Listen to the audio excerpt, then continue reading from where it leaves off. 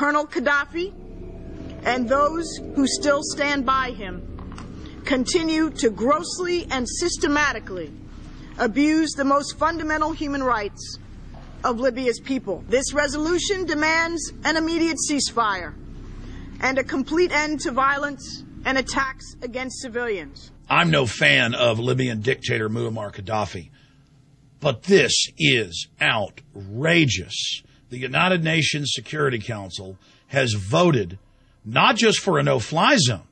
Now the British, the French, and the U.S. have announced that they may start as early as tomorrow, just a few hours in Libya, airstrikes on Muammar Gaddafi's military bases and, quote, emplacements. This is all-out war. Ron Paul, a few weeks ago, when there were calls for the no-fly zone, pointed out that that is a blockade of the air and is an act of war.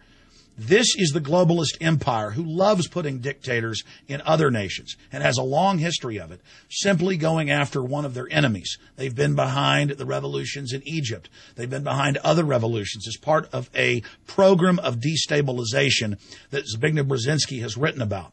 And to watch the U.S. ambassador to the UN, Susan Rice, get up there and put on her Oscar-winning actress skills and say, it's terrible, he might be bombing civilians, we've got to do something. And the UN says, yes, we agree, have a no-fly zone. And then within minutes, it becomes a actual air war, bombing his ground emplacements. When the U.S. military and CIA has over 1,000 drones in Iraq, Afghanistan, and Pakistan killing no-name terrorists, anyone on the ground with a gun, in a country that has more guns like Afghanistan than Texas.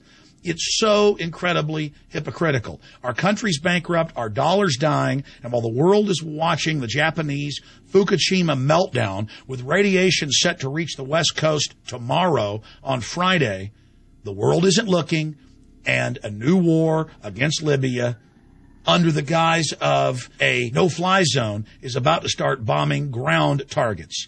This happened because the CIA and the globalists thought their hired proxies with British SAS commandos advising them could overthrow Gaddafi. But he's now retaking city after city, including the last major city held by Western-backed rebels, Benghazi.